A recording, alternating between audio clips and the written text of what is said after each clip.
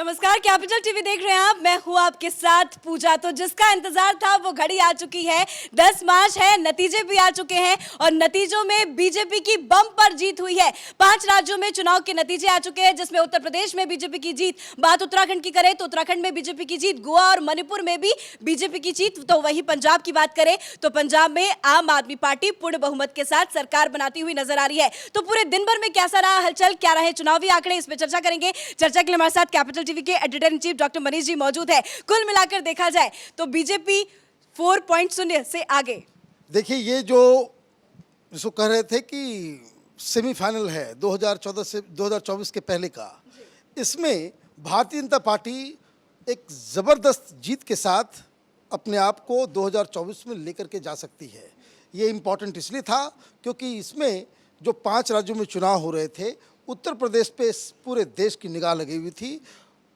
तमाम विपक्षी पार्टियां, दलाल पत्रकारों का जो फौज, वो वामपंथी, नक्सली, इंटॉलरेंस गैंग, वो तमाम लोग जो प्रधानमंत्री मोदी को हेट करते हैं, वो घृणा की दृष्टि से देखते हैं, उन सब की नज़र लगी हुई थी। लेकिन रिजल्ट अब आपके सामने है कि कुल मिलाकर के 260 सीट इस वक्त भारतीय जनता पार्टी के पाले में है।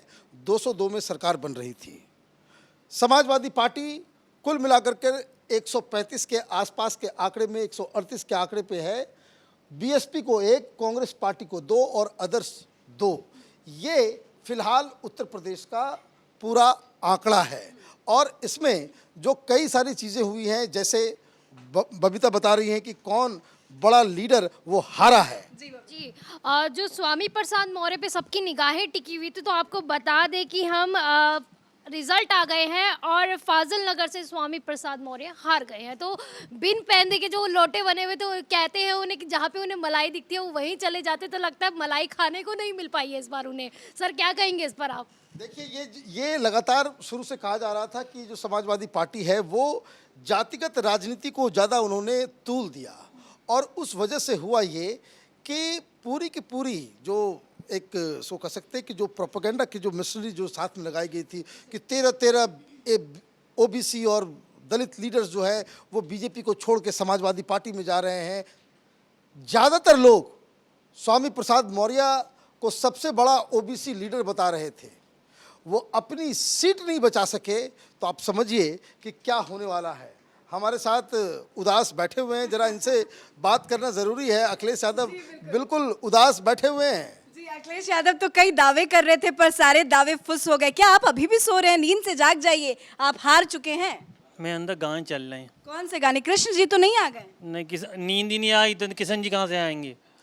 मातेओ में दिल चुप है जा हुआ सो हुआ। अभी हमारे दोस्त का फ़ोन आया था, राहुल का। क्या है, अब तुम मोक्ष को पा गए हो। मैंने कहा मोक्ष को कैसे पा गया? क्या वहाँ पे जहाँ पे जीत का ना पता लगता हो ना हार का पता लगता हो, वो मोक्ष ही तो है मेरे दोस्त। मैं ठीक है। उसके बाद जो उन्होंने अगली लाइन कही तो मैंने फ़ोन काट दिया। क्या टोंटी लेके आया है और टोंटी लेके जाएगा। तो मैंने कहा रख दे फ़ोन, वरना फिर मैं टोंटी लेके तेरे घर ही ना आ जाऊँ। कुछ ऐसे फोटोज वायरल हो रहे हैं कि टोटी से पानी की जगह आंसू टपक रहा है धीरे धीरे। वो टोंटियाँ तो हमने बंद कर दी थी क्योंकि उखाड़ी रखी हमने तो वो। पर देखिए, अगर हम हारते नहीं तो वो जीतते कैसे, ये बताइए आप मुझे जरा। अगर हम नहीं हारते तो वो जीतते कैसे? समय वही टक्कर किसने दी? हमने दी। समय ज़्यादा पैसे किसने या तो ये आप ना सारे ब्रेकिंग न्यूज़ वगैरह सब चीज़ें लाइव कर देते हो ना, एडिट भी नहीं हो पाता है उसमें। चलो खैर, पूरा दिमाग ख़राब हो गया। अब तो जनता को आपकी सच्चाई पता चल चुकी है, अब क्या एडिट करना? हाँ, ये भी बात सही है। अब तो बाबा आ ही गए हैं बुलडोज़र लेके, हम अपनी साइकिल लेके निकल रहे हैं। बुलडोजर का डर लग रहा है? बिल्कुल, क्यों नहीं लगता है। देखिए दी इंसान है और इंसान को देखिए डर तो लगता ही है, और डरना लाजमी भी है। और खैर देखिए, अब तो भाई ये बोलेंगे ढेरों शुभकामनाएं, और हम तो यही बोलेंगे अगर इस बीच हमसे कोई बदतमीजी हो गई हो, गलती हो गई हो, कुछ बात हो गई हो, तो हमारे पापा की लाइन याद रखिएगा कि लड़के हैं, लड़कों से गलती है जाती है। ठीक है, चलिए, लेकिन इस गलती की सजा जनता क्या दी है वो आप देख चुके हैं। चलिए, तो बीजेपी की प्रचंड जीत हुई है। हमारे साथ 2 खास मेहमान हैं। सर, मैं आपके पास सबसे पहले आऊंगी। 4 स्टेट की बात करें तो प्रचंड जीत। अभी बात उत्तर प्रदेश की हो रही है, जबरदस्त जनादेश मिला है, क्या कहेंगे? जी, 14 में प्रधानमंत्री मोदी सरकार उन्होंने बनाई थी और करीब करीब 8 साल पूरे हो गए हैं। वो 8 साल और अभी जो 4 राज्य हैं जिनकी हम बात करें, 4 से और एक उधर, उसमें कोई भाजपा की सरकार नहीं थी, तो जो 4 राज्य थे उसको बनाए रखने में बीजेपी सफल हुई है। और 8 साल बाद भी ऐसे हालात हैं तो आप समझ लीजिए कि जनता किस कदर उनके साथ है। 40% का आंकड़ा, वो पूरा परसेंट, उससे ज़्यादा वोट वो बीजेपी को आया है उत्तर प्रदेश में। और बाकी राज्यों में भी आप देख लीजिए, चाहे गोवा हो, उत्तराखंड हो, मणिपुर में, वो सारे के सारे जगह बीजेपी ने प्रचंड बहुमत हासिल किया है। और ये अगर इसे सेमीफाइनल कहा जाए और कोई इशारा कहा जाए 2024 का, तो बीजेपी ने पहले ही उसमें लीड बना ली है। जी बिल्कुल, एक और खास मेहमान मिस्टर रजत महाजन जी हमारे साथ मौजूद है। सर, बीजेपी की बम्पर जीत, क्या रिएक्शन देंगे? देखिए, ये मोदी जी की जो विकास की राजनीति थी, सबका साथ सबका विकास की उनकी राजनीति थी, साथ में योगी जी का जो एक सुशासन था और सुरक्षा की भावना उन्होंने जगाई थी, उसकी भारी जीत है। तो भारतीय जनता पार्टी की बहुमत की सरकार और 3 दशकों के बाद भारतीय जनता पार्टी की सरकार ने ये रिपीट किया है कि वो पार्टी दोबारा से सरकार बनाए। ये बहुत बड़ी एक सकारात्मक विजय है और बाकी राज्यों में भी उन्होंने बहुत अच्छी विजय हासिल करी है। बहुत जीत के कई दावे अखिलेश यादव भी कर रहे थे, अखिलेश यादव को लेकर क्या कहेंगे? देखिए, अखिलेश यादव एक नकारात्मक राजनीति कर रहे थे, उनका पास अपना कोई एजेंडा नहीं था। वो एक नकारात्मक राजनीति करने की कोशिश करी उन्होंने, पर उसमें वो कुछ खास कर नहीं पाए। तो अब अगले 5 साल इस तरह की पार्टियां जिनका कोई काडर नहीं है, जिनकी कोई अपनी कोई सोच नहीं है, कोई नीति नहीं है, उनके लिए ये इस तरह का सर्वाइवल का एक गेम हो जाएगा अगले 5 साल। क्योंकि ये जो भारतीय जनता पार्टी की जो विकास की राजनीति है, इसका कोई तोड़ नहीं है। और खासकर सबका साथ, सबका विकास, सबका विश्वास, ये बहुत ही एक जनता को धरातल तक लेकर गए। ये सिर्फ नारा नहीं था भारतीय जनता पार्टी के लिए। तो इसके लिए बाकी पार्टियों को अपना सर्वाइवल के लिए कुछ अपनी रणनीति बदलनी पड़ेगी। जी बिल्कुल, शुक्रिया सर बातचीत करने के लिए। तो सबका साथ, सबका विकास और सबका विश्वास के मुद्दे पर ही बीजेपी आगे बढ़ती है। विश्वास लोगों ने जताया है और वही विश्वास का नतीजा है कि आज बम्पर जीत के साथ बीजेपी उत्तर प्रदेश में आई है। उत्तर प्रदेश की बात करें, बीजेपी की जीत हो गई है, क्या कुछ अभी तक अपडेट? जी, सबसे बड़ी बात तो ये है कि उत्तर प्रदेश में जो बीजेपी को जीत हासिल हुई है, उसका सबसे बड़ा कारण है बीजेपी का सबसे मेन चेहरा, अहम चेहरा, प्रधानमंत्री नरेंद्र मोदी। नरेंद्र मोदी ने जिस तरह से उत्तर प्रदेश में रैलियां की हैं, बीजेपी को लेकर प्रचार किया है, जिस तरह से विश्वास अपनी पार्टी पर जताया है, वो एक सबसे बड़ा यहाँ पॉइंट है बीजेपी की जीत का। दूसरा, पीएम मोदी की नेतृत्व पर लोग इस हद तक भरोसा करते हैं जिसका नतीजा आप देख सकते हैं। उनके फैसलों पर लोग इस हद तक भरोसा करते हैं कि आज नतीजा ये निकला है कि बीजेपी एक बार फिर उत्तर प्रदेश में सरकार बनाने जा रही है। तीसरी बात यह है कि प्रधानमंत्री नरेंद्र मोदी पर के ब्रांड होने पर जनता ने यहाँ एक मोहर लगा दी है, पूजा, कि प्रधानमंत्री अपने आप में एक ब्रांड है जिनका चेहरे का मतलब, जिनकी बातों का मतलब बीजेपी को वोट की गारंटी है। जी बिल्कुल, पीएम मोदी ब्रांड और योगी आदित्यनाथ के साथ उनकी जोड़ी जो है वो बीजेपी के साथ साथ आगे बढ़ रही है। यूपी में ये जोड़ी हिट है और यही वजह है कि बीजेपी को बम्पर जीत मिली है। क्या रिएक्शन देंगे? ये जीत एक्सप्रेसवे की जीत है, ये जीत फिल्म सिटी की जीत है, ये जीत राम मंदिर की जीत है, ये जीत काशी कॉरिडोर की जीत है, एक्सप्रेसवे की जीत है। सबसे बड़ी चीज राशन की जीत है, घर घर, और सबसे बड़ी बात अनुशासन की जीत है। अब राजनीतिक पार्टियों को इससे एक बड़ी सबक लेनी चाहिए कि अब वो वक्त गया कि आप जिन्ना के बदौलत चुनाव जीतने की कोशिश करते थे। अब वो वक्त गया जब आप यादव, ब्राह्मण, राजपूत, दलित के नाम पर चुनाव लेने की कोशिश करते थे। आज का युवा, आज का वोटर, आज के लोग सड़क मांगते हैं, बिजली मांगते हैं, पानी मांगते हैं, राशन मांगते हैं, और उन पर अब आपको आना पड़ेगा, उन पर आपको बात करनी पड़ेगी। बिल्कुल, विकास का मुद्दा अहम है और विकास के मुद्दे पे ही बीजेपी वोट मांगती है और वो वोट जनता ने उन्हें दिया है, जनता ने उनको स्वीकारा है और तभी प्रचंड जीत मिली है। क्या रिएक्शन वक्ता? कांग्रेस की अगर बात करें, बीजेपी ने तो प्रचंड जीत हासिल की ही है, लेकिन अगर इसमें पूरे सब 5 राज्यों में जो चुनाव हुए हैं, इसमें अगर सबसे ज़्यादा स्थिति खराब रही है तो वो कांग्रेस की परफॉर्मेंस का रहा है। चाहे वो बात मणिपुर की हो, चाहे गोवा की हो, चाहे फिर उत्तर प्रदेश की हो या किसी और राज्य की हो, हर जगह कांग्रेस ने मुँह की खाई है। पंजाब में भी उसको हार हासिल हुई है। सारी जगह पे कांग्रेस की हालत बहुत खराब हुई है। बात सपा की करें तो सपा ने बीजेपी को कड़ी टक्कर दी है, लेकिन उतनी टक्कर नहीं दे पाई जितनी देनी चाहिए थी। बीजेपी के मुद्दे विकास के ज़्यादा थे। इसी पर मैं एक बात मनीष सर से पूछना चाहूँगी। सर, अगर सपा पार्टी के साथ मुलायम सिंह जी आज जुड़े हुए होते तो क्या नतीजों में कोई आज फर्क देखने को मिलता? देखिए, मुलायम सिंह यादव को जिस हिसाब से उनको दरकिनार किया गया। पूरी पार्टी के ऊपर अखिलेश यादव ने अपना कब्जा जमा लिया। उसका एक इम्पैक्ट है। वो इम्पैक्ट ये है कि अखिलेश यादव के व्यक्तित्व के ऊपर एक सवाल खड़े हो गए। अब हम लोग तो पब्लिक में थे, वहाँ पे लोग कहते थे कि जो अब आदमी अपने घर को नहीं संभाल सका वो राज्य क्या संभालेगा। This was a very common response. और ये अपर्णा यादव के वहाँ से निकलने के बाद जब वो भारतीय जनता पार्टी में ज्वाइन की तो ये मुद्दा और भी ज़्यादा गहरा गया कि एक व्यक्ति परिवार के लोगों को ही अपने साथ नहीं रख पा रहा तो राज्य के साथ वो क्या जस्टिस करेगा। तो ये राजनीतिक हम अखिलेश यादव के व्यक्तित्व के ऊपर एक इसको कह सकते हैं कि एक छींटा जरूर लग गया, जिसका खामियाजा इस चुनाव में जरूर हुआ है। जिस तरह से हमारी सहयोगी वक्ता ने बात की कि वाकई कांग्रेस का जो अस्तित्व है वो पूरे उत्तर प्रदेश में बिल्कुल ना के बराबर अब हो गया है। सबसे पुरानी पार्टी रही है, लेकिन कांग्रेस अब इस चुनाव में भी बिल्कुल खत्म होता हुआ नजर आ रहा है। बीजेपी की बम्पर जीत, शबनम क्या?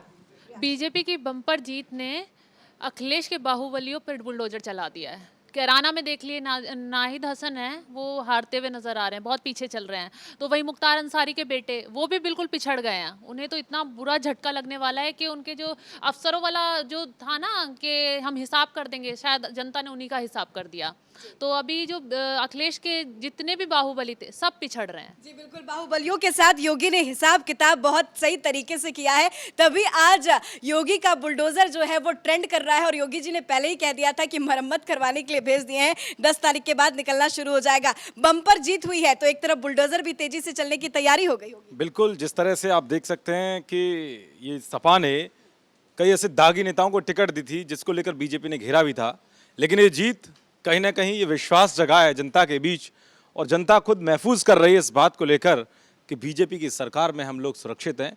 इसीलिए ये सुशासन की जीत है, जनता की खुद की जीत है। फ्री राशन जैसे 15 करोड़ लोगों को मिला उसकी जीत है। इसके अलावा विकास के कई मुद्दे हैं, जिस तरीके से बताया, पूर्वांचल एक्सप्रेस वे हो, कुशीनगर एयरपोर्ट हो, या फिर जेवर एयरपोर्ट हो, या फिर फिल्म सिटी का एक बड़ा सपना जो माफिया गैंग मुंबई में बैठकर जो गांव तबके के लोग पहुंचते थे, जिनके अंदर हुनर था, उसे दबाने की कोशिश नेपोटिज्म के आधार पर की जाती थी। तो ये फिल्म सिटी बहुत बड़ी जीत है। एक छोटी सी बात कहना चाहूँगा, एक जो कांग्रेस पार्टी है ये नहीं सुधरेंगे।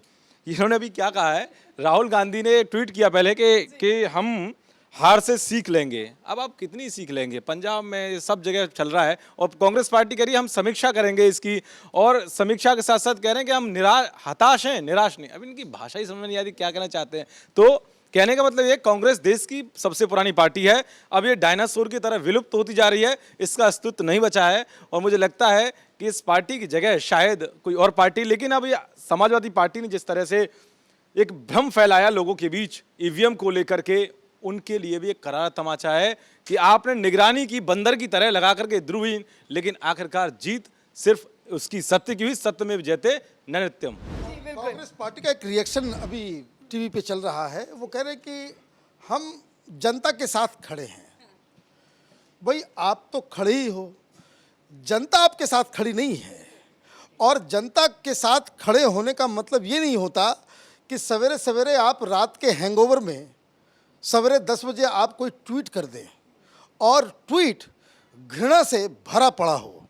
जनता के साथ खड़े होने का मतलब होता है कि आप जब जनता मुसीबत में हो तो आप उसके साथ खड़े नज़र आएं, आप उनके साथ उनके इश्यूज़ को उठाएं। ऐसा नहीं होगा कि आप प्रधानमंत्री मोदी की घृणा में आप उल्टी पुल्टी बातें करें, आप अपने जनाधार को बाकायदा उसके ऊपर ध्यान भी ना दें, सरकार कैसी चल रही है उसके ऊपर भी ध्यान ना दें। आप तो अकाउंटेबिलिटी मांगते हो प्रधानमंत्री मोदी से, योगी से। कोई ये पूछ रहा है, मैं तो ये देखिए, ये हिंदुस्तान में ये जो तमाम मीडिया है, अब जैसे मैं अब स्क्रीन पे जाते ही मुझे कुछ न कुछ दिख जाता है। अब ये आदमी, ये विवेक श्रीवास्तव यहाँ क्या बैठ के कर रहा है? शक्ल उतरी हुई है। ये नहीं, शक्ल उतरनी नहीं है। ये कम्युनिस्ट पार्टी का स्पोक्स पर्सन है। कम्युनिस्ट पार्टी को 0.1% वोट नहीं आया है, 0.1% भी वोट नहीं आया है। आधा 1%, 2% नहीं, 0.1% भी वोट नहीं आया है, नेशनल चैनल पे कम्युनिस्टों को आप बिठा करके यहाँ पे इनसे तमाशा करवाएंगे? कोई चैनल ये पूछा कि भाई छत्तीसगढ़ में चुनाव हुए थे, राहुल गांधी ने कहा था कि 10 दिन में सारे बेरोजगारों को हम 6,000 रुपये पर मंथ बेरोजगारी भत्ता देंगे। मिला क्या? राजस्थान में यही उन्होंने वादा किया। वहाँ तो और ड्रामेटाइज करके 1, 2, 3, 4, 5, 6, 7, 8, 9, 10, बस अगर 10 दिन से 11वां दिन हुआ तो चीफ मिनिस्टर को मैं बदल दूंगा। चीफ मिनिस्टर तो वही है, लेकिन किसी बेरोजगार को कोई भत्ता नहीं मिल रहा है। तो यूपी ने एक सबक दिया है पूरे देश को। सहयोगी हैं, उनसे भी रिएक्शन ले लें। कीजिए, काम कीजिए और बाकायदा जो आप नीतियां लेकर के आते हैं उसको जमीन पे बिना भ्रष्टाचार के आप उतारें। अब हमको लगता है कि हमको अब उत्तराखंड पे बातचीत करनी चाहिए। ये दोनों ही उत्तराखंड से हैं जो बताएंगे कि भाई उत्तराखंड में क्यों बीजेपी जीती और क्यों कांग्रेस पार्टी हारी। चलिए, तो उत्तराखंड के बारे में सबसे पहले अपने दर्शकों को बता दें। देखिए, उत्तराखंड में भी बीजेपी की बम्पर जीत हुई है। 70 विधानसभा सीटें हैं जिसमें बहुमत के लिए 36 चाहिए थी, लेकिन देख लीजिए कि बहुमत से ज्यादा, कई ज्यादा सीटें यहाँ पे आई है। एग्जिट पोल यहाँ पे फेल हो गया, ये कह सकते हैं, क्योंकि सारे exit poll neck to neck दिखा रहा था, लेकिन यहाँ पे अभी तक बीजेपी को 48 सीट, कांग्रेस की बात करें तो 18, आम आदमी पार्टी 0 और अदर्स की बात करें तो 4। तो उत्तराखंड में बम्पर जीत हुई है, लेकिन जो मुख्यमंत्री के दावेदार थे हरीश रावत वो हार गए हैं। वहीं बात करें पुष्कर सिंह धामी की, जो खटीमा से हार गए हैं। आप उत्तराखंड से बिलोंग करती हैं, तो आपका रिएक्शन पहले जरूरी है।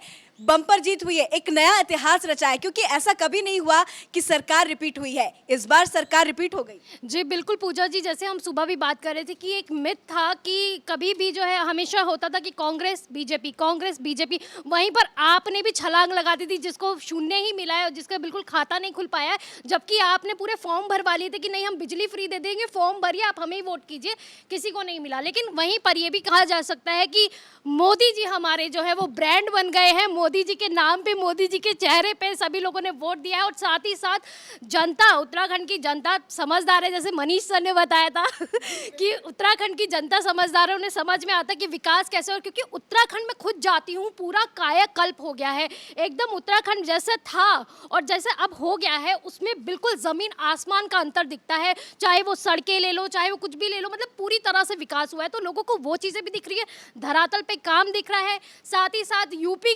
में भी लोग देख रहे हैं, फोकस करें कि अरे भैया वहां पे इतना विकास हो रहा है, तो बीजेपी जब हमारे यहाँ पे दोबारा आएगी तो कितना विकास करेगी। कहीं ना कहीं योगी आदित्यनाथ उत्तराखंड के ही हैं, तो उसका भी इम्पैक्ट उत्तराखंड में नजर आता है। विकास की बात करें तो सबसे बड़ा मुद्दा चारधाम परियोजना, पहाड़ों में रेल, कभी किसी ने सोचा नहीं था, तो विकास की तो झड़ियां लगा दी पीएम मोदी ने। सोनाली, क्या रिएक्शन? देखिए पूजा, मुद्दों की बात करें तो राशन पानी बिजली, मैं और आप उत्तराखंड गए थे, देहरादून, हम लोगों ने लोगों से बात की। राशन पानी हर एक इंसान के नाम मुंह पर था कि राशन पानी आ रहा है। वोट कांग्रेस को देंगे लेकिन राशन पानी तो मिल रहा है। किसकी सरकार में मिल रहा है? बीजेपी की सरकार में मिल रहा है। लेकिन मेरा सवाल इसमें सर से ये है कि सर, इसमें हिंदुत्व कार्ड कहीं ना कहीं क्या खेला कर गया? देखिए, भारतीय जनता पार्टी ने इस चुनाव में कहीं भी हिंदुत्व के मुद्दे को बहुत ही आगे करके वो चुनाव नहीं लड़े। मैं जब योगी आदित्यनाथ का इंटरव्यू भी कर रहा था तो मैंने सवाल पूछा था उनसे कि ऐसे तो लोग आरोप लगाते कि भाई अयोध्या कर रहे हो, लेकिन यूपी के चुनाव में अयोध्या के मुद्दे के ऊपर आप वोट नहीं मांग रहे हो। आपने कहीं नहीं सुना कि प्रधानमंत्री मोदी या योगी या किसी दूसरे राज्य में भारतीय जनता पार्टी के लीडर ने ये ऐलान किया हो कि हमने राम मंदिर बनवा रहे हैं हम लोग, हमको वोट करो। ये बात किसी ने नहीं कही। सब ने यही कही कि हमने सेवा किया है, हमने योजनाएं लगाई हैं, हमने टॉयलेट बनवाए हैं, हमने घर बनवाए हैं, हमने सड़क बनवाया है, हमने बिजली बनाया, हमने हाईवे बनवाए। ये सेकुलर मुद्दों के ऊपर ये सारी चीज़ें हुई हैं और इसलिए जो कोई भी ये कहता हुआ नज़र आए कि भारतीय जनता पार्टी ने हिंदू मुसलमान के ऊपर वोट मांगे, वो गलत है। दरअसल हुआ ठीक उल्टा है। इस चुनाव में सबसे पहले हिंदू मुसलमान अगर किसी ने किया, वो अखिलेश यादव ने किया, जब इन्होंने जिन्ना को इंटर कराया चुनावी बहस के अंदर। वहीं से ये मसला हिंदू मुस्लिम का हुआ। Otherwise I didn't see any BJP leader ये कहते हुए कि भाई हमने राम मंदिर वहाँ हम बनवा रहे हैं तो हमको, या काशी मंदिर हमने, अभी काशी में भी थे, प्रधानमंत्री कह सकते थे कि देखिए हमने इतना बढ़िया कॉरिडोर बनवाया है, हमें वोट दीजिए। नो, ना योगी जी ने इस तरह, लेकिन काम बोलता है, इसलिए काम के नाम पे ही इन लोगों को वोट मिला है। बिल्कुल, हमारे साथ दो खास मेहमान रजित जी भी मौजूद हैं। सर, उत्तराखंड की अब बात हो रही है। उत्तराखंड में कभी ये नहीं हुआ कि सरकार रिपीट हुई, बम्पर जीत बीजेपी को मिल रही है। जी 2 दशकों के बाद आप समझिए पहली बार एक सरकार रिपीट हुई है और अच्छे बहुमत के साथ रिपीट हुई है। और देखिए कितने ड्रॉबैक्स रहे इस बीच में कि तीसरे मुख्यमंत्री थे, उसके बावजूद रिपीट हुई है। तो इसका मतलब आप ये समझ लीजिए कि मोदी जी में पूरे भारत का, हर प्रदेश का एक बहुत अहम पूरा विश्वास है। और ये हमने इसलिए भी देखा कि आप ये देखिए कि साउथ को छोड़ करके वेस्ट में गोवा हो गया, ईस्ट में मणिपुर हो गया और नॉर्थ में बाकी हो गए प्रदेश। तो सभी में, पूरे भारत में मोदी जी को लेकर के सबका पूरा विश्वास है, और उनकी नीतियों में, उनके कार्यों में। और जहाँ पर भी भारतीय जनता पार्टी की सरकारें हैं, आप ये देख रहे हैं कि वहाँ पर रिपीट हो रही हैं अब सरकारें। तो ये बहुत बड़ा एक विश्वास की बात भारतीय जनता पार्टी में और भारतीय जनता पार्टी के नेतृत्व में भी, क्योंकि जिस प्रकार से आज नड्डा जी हैं और अमित शाह जी हैं, ये सब इनके ही अच्छी ऑर्गेनाइजेशन का काम है कि आज हर प्रदेश में नीचे तक पहुंचते हैं, बूथ स्तर तक, बल्कि पन्ना प्रमुख के लेवल पर तक पहुंचते हैं और अच्छे से इलेक्शन को ऑर्गेनाइज करते हैं और विकास के कार्य करते हैं। तो बहुत तरह की एक इनकी स्ट्रेटजीज रहती हैं जिनके कारण ये जीत सुनिश्चित हुई जी है। बिल्कुल, कैपिटल टीवी से एक्सक्लूसिव बातचीत में सीएम पुष्कर सिंह धामी ने ये कहा भी था कि ये जो मिथ है वो उसको तोड़ेंगे और बीजेपी मिथ तोड़ने का ही काम करती है, और हुआ एग्जैक्टली वही, बम्पर जीत उत्तराखंड में। क्या रिएक्शन देंगे? जी जैसा कि आपने जिक्र किया पुष्कर सिंह धामी जी का, पुष्कर सिंह धामी लखनऊ यूनिवर्सिटी में पढ़ने वाले एक सामान्य कार्यकर्ता और विद्यार्थी के रूप में उन्होंने अपनी राजनीति शुरू की और मुख्यमंत्री पद तक पहुंचे। यानी भारतीय जनता पार्टी एक ऐसी पार्टी है जो इस बात की गारंटी देता ही है कि एक कार्यकर्ता शीर्ष तक पहुंच सकता है। और जैसा रजत जी कह रहे थे कि पन्ना प्रमुख और मंडल, जिला और इस तरह से जो पूरा संगठन का आधार है वो आपको एक एज दे देता है। और उसके बाद जो कुछ थोड़ा बड़ी समस्या थी भी वो पुष्कर सिंह धामी जी को लाके एक युवा नेतृत्व देके उसको पूरा कर लिया गया। तीसरी बात की जो कोरोना काल के समय भी लगातार सरकार की सक्रियता रही।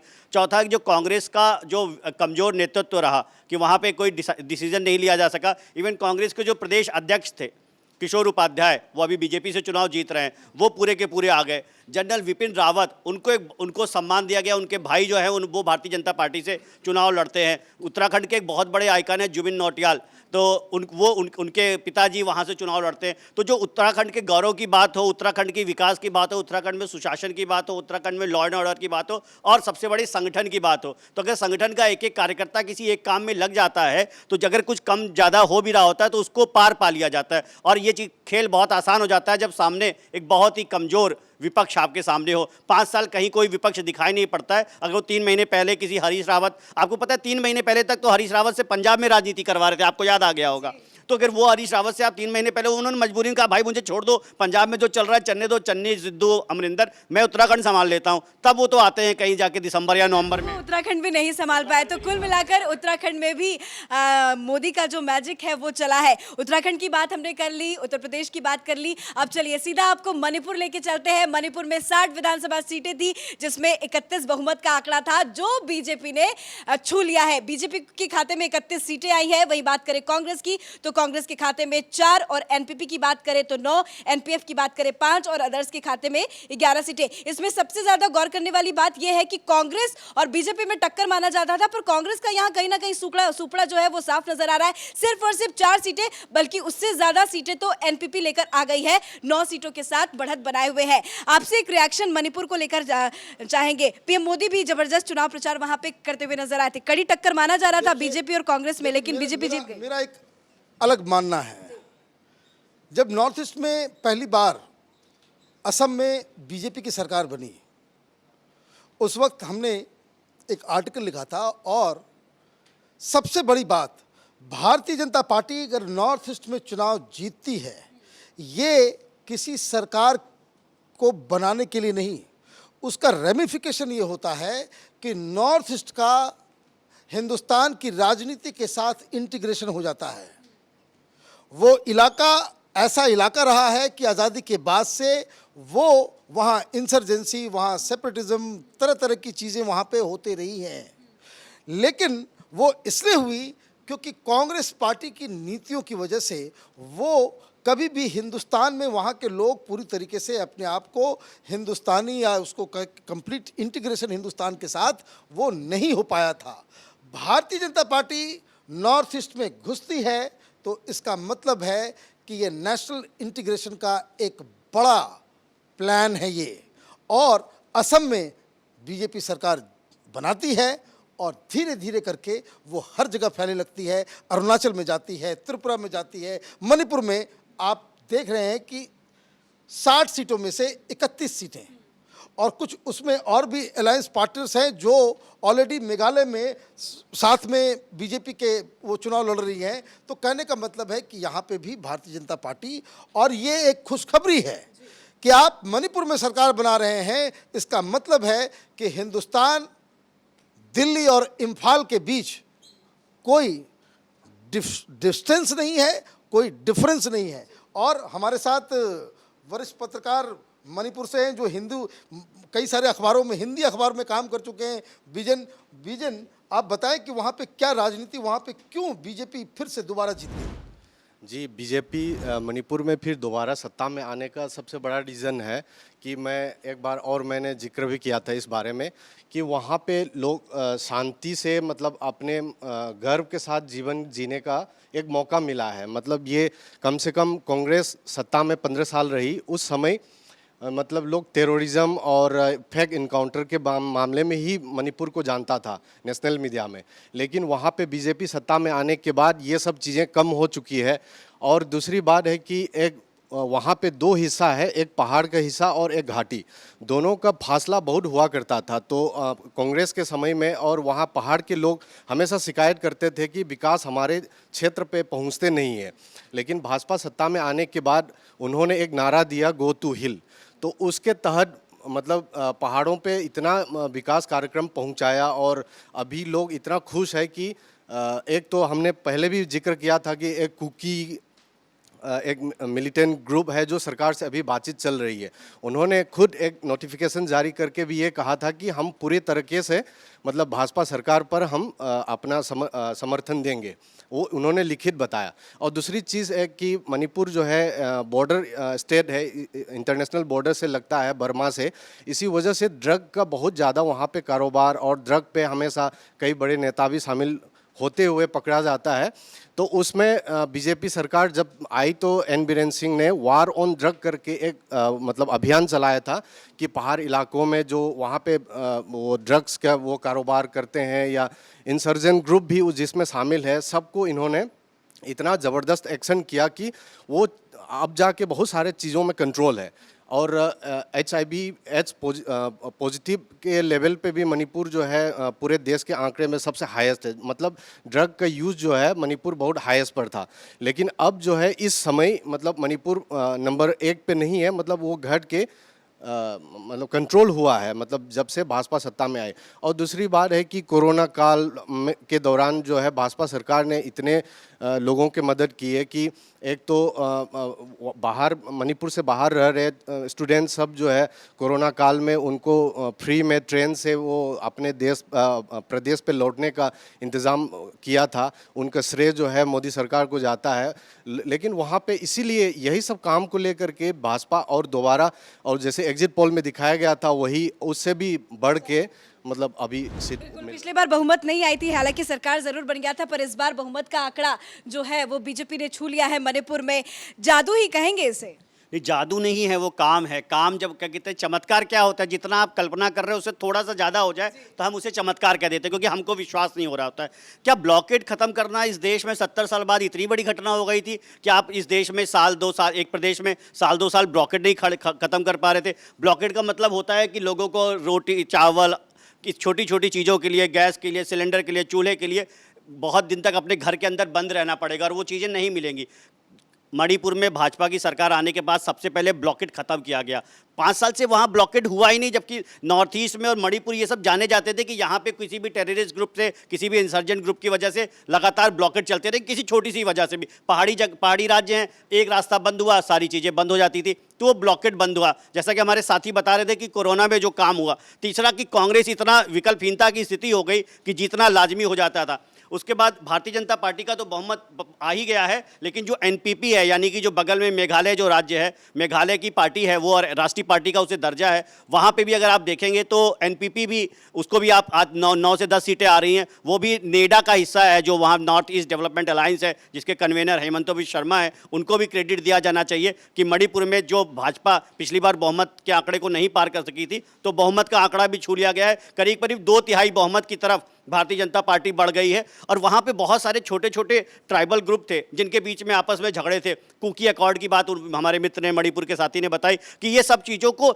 इतने छोटे छोटे ग्रुप्स को भी दिल्ली में गृह मंत्री अमित शाह ने अपने सामने बैठा के घंटों की चर्चा के बाद उन झगड़ों को दूर कराया। तो वो छोटे छोटे ग्रुप तो हैं संख्या में, लेकिन अगर 15 लोग भी हथियार लेके निकल जाएं तो आप क्या करेंगे? तो उसका कितना बड़ा लॉ एंड ऑर्डर प्रॉब्लम हो जाता था, नॉर्थ ईस्ट की कैसी छवि दुनिया में जाती थी। और अंतिम बात विकास की, इंफ्रास्ट्रक्चर की। एनएच अगर आप पता करेंगे तो आज मणिपुर के अंदर एनएच काफी बड़ा हुआ है, और रेलवे स्टेशन, यानी कि जो छोटी सी बात थी, 75 साल में रेल की पटरी वहां नहीं पहुंची थी, आज मणिपुर ट्रेन पहुंच रही है। तो अगर ये रेल और पटरी पहुंचती है तो जाहिर सी बात है वो उस ट्रेन पे और उस एक्सप्रेसवे से, एनएच से कौन जाएगा? तो भारतीय जनता पार्टी की सरकार ही जाएगी। बिल्कुल, तो ग्राउंड लेवल पे काम हुआ है, उसी का इम्पैक्ट है। रजत जी हमारे साथ मौजूद है। सर, एक आखिरी रिएक्शन आपसे लेना चाहूंगी। कांग्रेस और बीजेपी में टक्कर मानी जाती थी, पर कांग्रेस से ज्यादा सीटें तो एनपीपी के पास चली गई।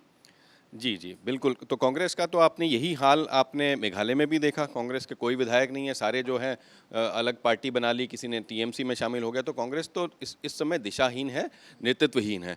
तो इसीलिए ये सब कांग्रेस की ये दुर्दशा हो रही है।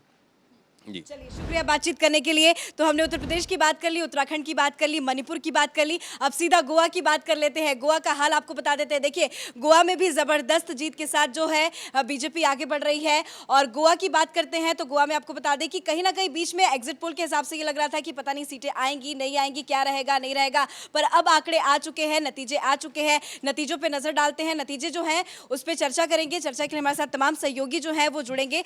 लेकिन नतीजे क्या कुछ कह रहे हैं उसका ये आंकड़ा जो है वो आपको दिखा देते हैं। गोवा को लेकर बातचीत करेंगे। सर, गोवा में भी पूर्ण बहुमत के साथ बीजेपी की सरकार बन रही है। देखिए, गोवा बहुत ही एक टफ सिचुएशन लग रहा था। 40 सीटें हैं टोटल मिलाकर के वहाँ पे 20 और कुछ कुछ जगहों पे 21 सीटें वो भारतीय जनता पार्टी को बता रही हैं। अब इसके लिए तो पूरी बाराती कांग्रेस पार्टी ने तैयार कर ली थी। जितने सारे जो 40 के 40 जो एमएलए इनकी तरफ से जो लड़ रहे थे, उनको एक रिसोर्ट में कल रात में ही डाल दिया गया। एक मीटिंग के लिए बुलाया गया और उनको कहा गया भाई अब बस इधर ही रहने का, क्योंकि उनको ये डर था कि कहीं फिर से कुछ हंग होता है तो मालूम चलता है कि ये सब कुछ जो है वो प्रॉब्लमेटिक हो गया और लोग चले गए।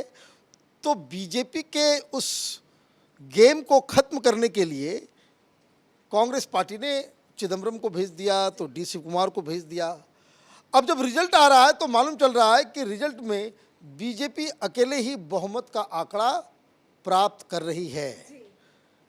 बातें हो रही थी कि वहाँ पे कांग्रेस आएगी, वहाँ पे चीफ मिनिस्टर अनपॉपुलर है, वहाँ पे कोरोना के दौरान बड़ा नुकसान हो गया, बेरोजगारी है, लोग नाराज़ हैं, मोदी से भी नाराज़ हैं, वहाँ के स्थानीय स्टेट गवर्नमेंट से भी नाराज़ हैं। तो ये सारी चीज़ें वो झूठी साबित हो गई। तो जो लोग दर्शक इस वीडियो को देख रहे हैं, उनको उस तरह के पत्रकारों, उस तरह के चैनलों, उस तरह के एक्सपर्ट से बात करनी चाहिए कि भाई आप इस तरह के अफवाह को क्यों फैलाते हैं कि भाई आप कि गोवा में आप जीत रहे हैं, गोवा में बीजेपी हार रही है। तो ये चीज़ है, ज़्यादा लाइट जो है उस पर। जी बिल्कुल, 40 सीटें हैं गोवा में, जिसमें अभी तक की जो डिटेल सामने आ रही है उसमें 20 सीटें जो है वो बीजेपी के खाते में आ चुकी है। एक का अंतर है वो भी हो जाएगा क्योंकि निर्दलियों का समर्थन मिलेगा। गोवा में भी बम्पर जीत बीजेपी की, क्या रिएक्शन देंगे? गोवा में भाजपा जो है वो मनोहर पर्रिकर की परंपरा को निभाने वाली पार्टी है। अगर आप डॉक्टर प्रमोद सावंत का जीवन भी देखेंगे तो कहीं मनोहर पर्रिकर से इतर नहीं है। मनोहर पर्रिकर यानी वो जो कि स्कूटर पे बैठ के सब्जी लेने भी निकल जाते थे और बगल वाला आदमी कहता था भाई दाएं निकल, मैं जानता नहीं कौन हूँ। उन्होंने कहा मैं तो सीएम हूँ, तुम पता नहीं कौन हो। तो डॉक्टर प्रमोद सावंत का नेतृत्व रहा। उसके बाद जो पूरा विपक्ष था वो बिखर गया, यानी जो कांग्रेस के पूर्व मुख्यमंत्री थे वो टीएमसी में शामिल हो जाते हैं, लिएंडर पेज जैसे लोग टीएमसी में शामिल हो जाते हैं, आम आदमी पार्टी भी वहाँ पे आती है। तो पूरा जब विपक्ष बिखरा हुआ था, सामने भाजपा का काम था, भाजपा का संगठन था, तो ये जीत बहुत ही लाजमी थी कि भारतीय जनता पार्टी गोवा में भी बनाए। देखिए दरअसल भाजपा को समझना पड़ेगा, भाजपा एक लार्जर नेशनल नैरेटिव पे काम करती है। जब वो लार्जर नेशनल नैरेटिव होते हैं तो उसमें कहीं देश की सुरक्षा भी शामिल होती है, उसमें कहीं कुछ सांस्कृतिक प्रतीक चिन्ह भी शामिल होते हैं, उसमें वहाँ का लोग स्थानीय मुद्दे भी शामिल होते हैं और उन सबको साथ में लेके चलती है। यानी वेलफेयर भी शामिल होता है, नेशनल सिक्योरिटी भी शामिल होता है, नेशनलिज्म भी शामिल होता है, कल्चरल आइकॉन्स भी शामिल होते हैं। तो इतना बड़ा जब ग्रांड नैरेटिव आप लेके चलेंगे तो अगर कुछ कम बेसी भी होगा, कम ज़्यादा भी होगा, तो उसको बहुत तेजी से निकाल लिया जाता है। मैं आपसे अगर पूछूं कि कांग्रेस का सीएम कैंडिडेट कौन था गोवा का, बताना मुश्किल हो जाएगा। तो ये इसी से समझ लीजिए कि आज हमको ये नहीं पता कि कांग्रेस पार्टी जो कि एक मजबूती से चुनाव लड़ रही थी, अगर हम उत्तर प्रदेश से तुलना करें तो बहुत मजबूती से, लेकिन हम लोग इस न्यूज़ रूम में बैठे हमें कांग्रेस का सीएम कैंडिडेट बताना मुश्किल हो रहा है कि भाई कांग्रेस का सबसे प्रोमिनेंट कैंडिडेट कौन था, बताना मुश्किल हुए चला जा रहा है। गोवा में हमें पता है कि पूर्व सीएम टीएमसी ज्वाइन कर लिया, लिएंडर पे, यानी टीएमसी के बारे में 4 जानकारी है हमें, कांग्रेस के बारे में हमारे पास जानकारी क्या है। यानी कि कोई नैरेटिव आप देते नहीं हैं। जब आप कोई नैरेटिव देते नहीं है तो जो आदमी फ्लोटिंग वोटर होता है या जो नॉन कमिटेड वोटर होता है वो किस आधार पे आपके लिए निर्णय ले। और छोटा सा राज्य, बहुत आसानी से चीज़ें उसमें की जा सकती है और यही कारण था कि गोवा में भी भारतीय जनता पार्टी बहुमत के साथ जीती। यही वो मौका था कि जब पीएम डॉक्टर प्रमोद सावंत का भी नाम बच्चों की जुबान पे आ गया, गोवा में बम्पर जीत। क्या रिएक्शन देंगे? देखिए, तीसरी बार भारतीय जनता पार्टी की सरकार बनने जा रही है। ये बहुत बड़ी बात है क्योंकि ये माना जा रहा था कि मनोहर पर्रिकर जी के जाने के बाद में एक वैक्यूम क्रिएट हुआ। अब ये देखा कि प्रमोद सावंत एक युवा चेहरे को लाए और उसके बाद वो भी सरकार रिपीट कर रहे हैं। तो ये बहुत बड़ी स्टैंप है जिस तरह की भारतीय जनता पार्टी की इस समय नीति है कि युवा चेहरों को सामने लाना, ग्राउंड पर काम करना। इधर 2 डबल इंजन की सरकार पर भी देखा जाए तो जनता ने मोहर लगाई है। चलिए अब आखिरी जो स्टेट है उस पे अब जरा नजर डाल लेते हैं, क्योंकि 4 राज्यों की तो हमने बात की, चारों राज्यों में बीजेपी की बम्पर जीत। पर अब बात कर लेते हैं पंजाब की, जहां आम आदमी पार्टी ने इतिहास रच दिया है। सुनामी सी आ गई है, आम आदमी पार्टी की सरकार बन रही है पंजाब में। 117 सीटों में कांग्रेस को यहां 18 सीट मिलती हुई, वहीं आम आदमी पार्टी को 92, बीजेपी को 2, एसएडी प्लस गठबंधन को 4 और अदर्स के खाते में 1। तो सुनामी जैसी स्थिति जो है वो आम आदमी पार्टी की पंजाब में नजर आ रही है। तो कहीं ना कहीं अरविंद केजरीवाल की फ्री का चक्कर जो है वो जनता को समझ में आ रहा है, पर जनता को इसका खामियाजा ना आगे चल के भुगतना पड़े। देखिए, जीत जीत है और उनको इस चीज़ के लिए क्रेडिट देना पड़ेगा कि आपने पूरा दम, हालांकि गोवा में भी आम आदमी पार्टी लड़ रही थी, उत्तराखंड में भी लड़ रही थी, उत्तर प्रदेश में भी लड़ रही थी, लेकिन केजरीवाल पूरी तरीके से उन्होंने अपनी पूरी ताकत झोंक दी पंजाब के अंदर। पंजाब में पहले से भी एक ग्राउंड बना हुआ था, पिछले चुनाव में भी इनके प्रदर्शन अच्छे थे, एग्जिट पोल ने तो पिछली बार ही सरकार बनवा दी थी, लेकिन धीरे धीरे आपने वहाँ पे मेहनत की और वहाँ पे कांग्रेस पार्टी की सरकार को आपने ध्वस्त करने में एक अच्छा रोल किया। अब आगे क्या होगा उसको लेकर के मुझे तो बड़ा रिजर्वेशन है। मेरा तो पहला हंच ये कह रहा है कि आम आदमी पार्टी की सरकार बनते ही वहाँ पे फिर से वो खालिस्तानी मूवमेंट फिर से वो जीवित हो जाएगा, क्योंकि ये शख्स उस तरह के एलिमेंट्स के साथ हाथ मिलाकर इस चुनाव में इसने कैंपेन किया है। पिछली बार भी यही काम इसने किया था और जिस वजह से मुझे लगता है कि ये पंजाब के लिए थोड़ा एक प्रॉब्लमेटिक होने वाला है। जी बिल्कुल, 2 हमारे साथ खास मेहमान हैं, उनसे भी चर्चा कर लेंगे। पंजाब में आम आदमी पार्टी की जीत, किस दिशा की तरफ पंजाब अब आगे बढ़ेगी? नहीं, सबसे पहले तो जैसा डॉक्टर मनीष ने कहा कि लोकतांत्रिक प्रक्रिया के द्वारा आम आदमी पार्टी एक बहुत बड़े बहुमत के साथ आई है, उसके लिए उन्हें बधाई दी जानी चाहिए। और पंजाब में जो भी विकल्प थे उसमें जनता ने उनके विकल्प को चुना है। लेकिन बात आज से ही शुरू हो गई है, जब आज की तारीख अभी सिर्फ 1 घंटे पहले आम आदमी पार्टी के नेशनल कन्वीनर अरविंद केजरीवाल को ये बताना चाहिए था कि 1 2 3 मैं ये पंजाब के लिए हम लोग ये करने जा रहे हैं। मैनिफेस्टो का जिक्र करना चाहिए था, तो ऐसी कोई बात नज़र नहीं आई। वो सीधे इस देश के युवाओं को अपील करने लगे और पता चला कि पूरे देश में लोकसभा की 1 सीट है उनके पास। इतनी मिसप्लेस प्रायोरिटीज़ के साथ अगर आप पॉलिटिक्स करेंगे तो हो सकता है कि नंबर के खेल में आप जीत जाएं, जनादेश आपको एक बार मिल जाए, लेकिन जनता हार जाएगी। जैसा कि दिल्ली में हो रहा है कि गली गली में दारू के ठेके खुल रहे हैं, पंजाब में आप नशा मुक्त राजनीति की बात कर रहे हो, दिल्ली में ठेके मात्र 200 किलोमीटर है यहाँ से पंजाब। तो किस प्रकार की राजनीति आप करने जा रहे हैं? आपके पास, जैसा मैं अभी आपको गोवा के बारे में बता रहा था कि एक लार्जर नेशनल नैरेटिव पे की राजनीति हम करते हैं, लेकिन अगर सिर्फ 200 किलोमीटर के अंदर आपका नैरेटिव बदल कैसे जाता है कि एक तरफ आप नशा बेच रहे होते हैं और एक तरफ नशा मुक्त राज्य बनाने की बात कर रहे होते हैं, आप खालिस्तानियों के साथ खड़े होते हैं। पूरे चुनाव कहा गया कि आप खालिस्तान के खिलाफ एक बयान दे दो, आप बयान देते नजर नहीं आए। तो कई बार होता है कि सामने विपक्ष इतना कमजोर होता है कि आप दरअसल आप ये first pass the post system है, आप चुनाव जीत जाते हैं 40% वोट के साथ, 35% वोट के साथ, लेकिन दरअसल जनता कहीं हार जाती है। ये ध्यान रखिए, आज भी उन्हें हो सकता है उन्हें 40% 60% लोगों ने वोट नहीं दिया है, और ये लोग भी खड़े होंगे। जो किसान की बात वो कर रहे थे, वो किसान कल उनसे जवाब मांगने जाएंगे और तब वो नहीं कह पाएंगे कि अरे कांग्रेस की सरकार है या भाजपा की सरकार है। किसान तो किसान है, उसको तो एमएसपी चाहिए ही चाहिए, तब उनको जवाब देना पड़ेगा। और इस बार उनके पास लेफ्टिनेंट गवर्नर का कोई ऐसा कोई बताने के लिए आरोप नहीं होगा कि उन्होंने हमारे साथ ऐसा किया, इसलिए हम काम नहीं कर पा रहे हैं। बिल्कुल, तो कांग्रेस में फूट का कहीं ना कहीं फायदा जो है वो आम आदमी पार्टी को मिलता हुआ आज नजर आया। रजत जी, आपसे एक सवाल पूछेंगे। आम आदमी पार्टी की तो पंजाब में बम्पर जीत हुई, पर कई बड़े बड़े चेहरे थे, उनको भी आम आदमी पार्टी ने हरा दिया। देखिए, बहुत बड़ी प्रचंड जीत है आम आदमी पार्टी की, इसमें कोई दो राय नहीं है। और पर लेकिन ये बहुत बड़ा चैलेंज भी है, क्योंकि पंजाब जो ऐसा राज्य है कि जिसके ऊपर सबसे भारी डेट है, बहुत भारी कर्ज है, तो बहुत सारे चैलेंजेस हैं। जिस तरह के उन्होंने वहाँ पर ये बहुत सारे प्रोमिसेस कर रहे हैं कि हम आपको महिलाओं को बहुत बड़ा प्रॉमिस किया है कि हम इतना पेंशन देंगे, ये कहाँ से देंगे? ये सोर्स क्या है उनका रेवेन्यू का? तो ये बहुत बड़ा आगे के लिए बहुत बड़ा चैलेंज है।